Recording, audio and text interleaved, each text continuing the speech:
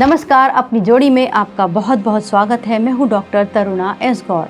अपनी जोड़ी में हम बात करते हैं रिश्तों की, उनके उलझने की, उनके सुलझने की और लीगल एंगल की। आज एक ऐसे रिश्ते की बात करेंगे जो एक बेटी के दर्द से जुड़ा हुआ है। अगर आपकी बेटी बार बार मदद मांग रही है, डर रही है, रो रही है या कह रही है मैं ये सब अब नहीं सह पाऊंगी, अब मैं यहाँ नहीं रह सकती, तो उसे समझाओ मत, पहले उसकी पूरी बात सुनो। क्योंकि कई बार बेटियां ससुराल में मरने से पहले कुछ संकेत देती हैं इन कंडीशंस में। बस परिवार उन्हें एडजस्टमेंट इश्यूज समझ लेता है, सब ठीक हो जाएगा, शादी में थोड़ा एडजस्ट तो करना ही पड़ता है। हर घर में ऐसा होता है, लड़कियां घर बसाती हैं, लड़कियां घर तोड़ती नहीं, छोड़ती नहीं, और फिर एक दिन फोन आता है कि अब आपकी बेटी इस दुनिया में नहीं रही। हाल ही में सुप्रीम कोर्ट में तुषार शर्मा मामले की सुनवाई के दौरान कोर्ट में एक बहुत ही इम्पॉर्टेंट लाइन कही गई। वो थी divorce daughter is better than a dead daughter, यानी तलाकशुदा बेटी मरी हुई बेटी से बेहतर है।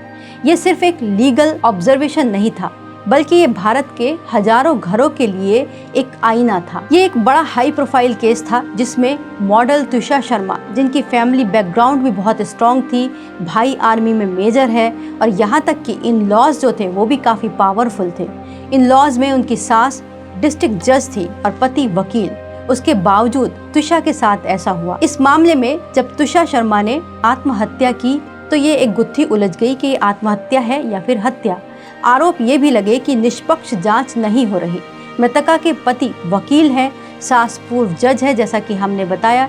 इसी वजह से सुप्रीम कोर्ट ने इस मामले में खुद से सुओ मोटो ले लिया और इस बात को 25 मई की सुनवाई के अंदर ये बात स्पष्ट भी की कि उन्होंने सुओ मोटो क्यों लिया था। साथ ही साथ उन्होंने कई टिप्पणियां भी की, जैसे उन्होंने कहा कि मीडिया इस मामले में ट्रायल जैसी सिचुएशन पैदा ना करे। साथ ही साथ निष्पक्ष जांच के लिए भी उन्होंने हाई कोर्ट के बारे में कहा कि जो दूसरा पोस्टमार्टम हुआ हमें उसकी भी जानकारी है। इसके अलावा सुप्रीम कोर्ट इस मौत को केवल एक मौत की तरह से नहीं देख रहा था, बल्कि वो ये देख रहा था कि इस मामले में इन्फ्लुएंस भी है, स्टेटस भी है और पावर भी है। वो जांच को प्रभावित कर सकते हैं, इसीलिए सुप्रीम कोर्ट ने इस मामले में दखल दिया। लेकिन हर केस इतना हाई प्रोफाइल नहीं होता। बहुत सारी बच्चियां ऐसी हैं, बहुत सारे परिवार ऐसे हैं जो अपनी बेटी को एडजस्टमेंट के नाम पर ससुराल के अंदर ही छोड़ देते हैं। हम यहाँ ये नहीं कहते कि ससुराल के अंदर बेटी को ये कहिए कि घर छोड़ दे, तोड़ दे, लेकिन आपको समझना होगा भारत में कितनी ही बेटियां हैं जो पहली बार शिकायत करने पर सपोर्ट नहीं पाती हैं, सिर्फ इसीलिए कि उनको बार बार समझा के उनके ससुराल में ही रहने के लिए कहा जाता है। अधिकतर माँ बाप सोशल शेम से बचने के लिए अपनी बेटी को सहन करने के लिए कहते हैं। पति पत्नी में ऐसा होता रहता है, ये भी एडवाइस उनको देते हैं। तलाक की बात तो बिल्कुल भी सोच ही नहीं सकते, क्योंकि उन्हें डर होता है लोग क्या कहेंगे। और इतनी छोटी सी बात पर बेटी ने घर छोड़ दिया, और शादी के अंदर जो इतना ताम झाम किया था, पैसे खर्च किए थे, उनका क्या।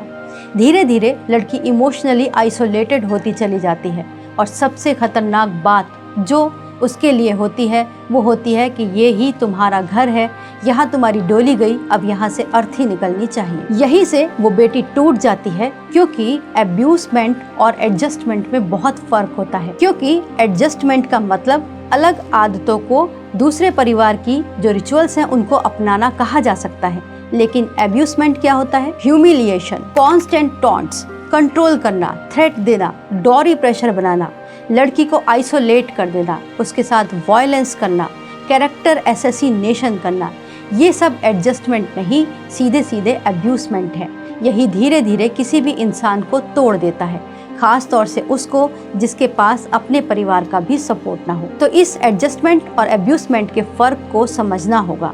लेकिन कानून भी इस तरीके के मामलों को देखता है। कानून क्या कहता है? अगर किसी विवाहित महिला की संदिग्ध परिस्थितियों के अंदर मृत्यु हो जाए और उसकी शादी को 7 साल से कम समय हुआ हो और उसके साथ में क्रुएलिटी भी होती रही हो, डॉरी हैरेसमेंट्स भी होते रहे हो, तो मामला सिर्फ घरेलू विवाद का नहीं रह जाता, तब कई गंभीर धाराएं इसके अंदर लग जाती हैं। इसमें BNS सेक्शन 80 लगता है, जो कि डॉरी डेथ के लिए लगाया जाता है। साथ ही साथ इसमें BNS सेक्शन 85 यानी कि क्रुएलिटी भी इन्वॉल्व होता है, और परिस्थितियों के अनुसार अबेटमेंट या फिर मर्डर तक की जांच होती है। ऐसे मामलों में अदालत ये भी देखती है कि क्या लड़की ने पहले कभी कोई शिकायत की है, क्या उसके कोई मैसेज हैं, कोई चैट है, ऑडियो है या फिर उसकी कोई डायरी है, क्या फैमिली को पहले से पता था, क्या उसे वापस भेजा गया था डिस्पाइट डेंजर। तो इन सब चीज़ों को भी कंसीडर किया जाता है और उसी के हिसाब से केस चलते हैं, लेकिन तब तक बेटी तो जा चुकी होती है।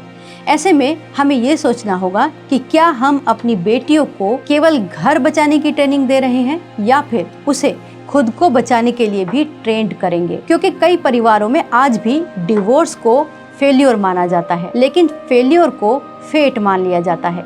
याद रखिए, तलाक पेनफुल हो सकता है, समाज बातें बनाएगा, रिश्तेदार आपको जज करेंगे, हो सकता है कि बेटी इस चीज़ को एक्सेप्ट भी ना कर पाए, परिवार भी ना कर पाए, लेकिन एक जीवित बेटी फिर से करियर बना सकती है, फिर से अपनी ज़िंदगी को शुरू कर सकती है, थेरेपी ले सकती है, हीलिंग कर सकती है और फिर से मुस्कुरा सकती है।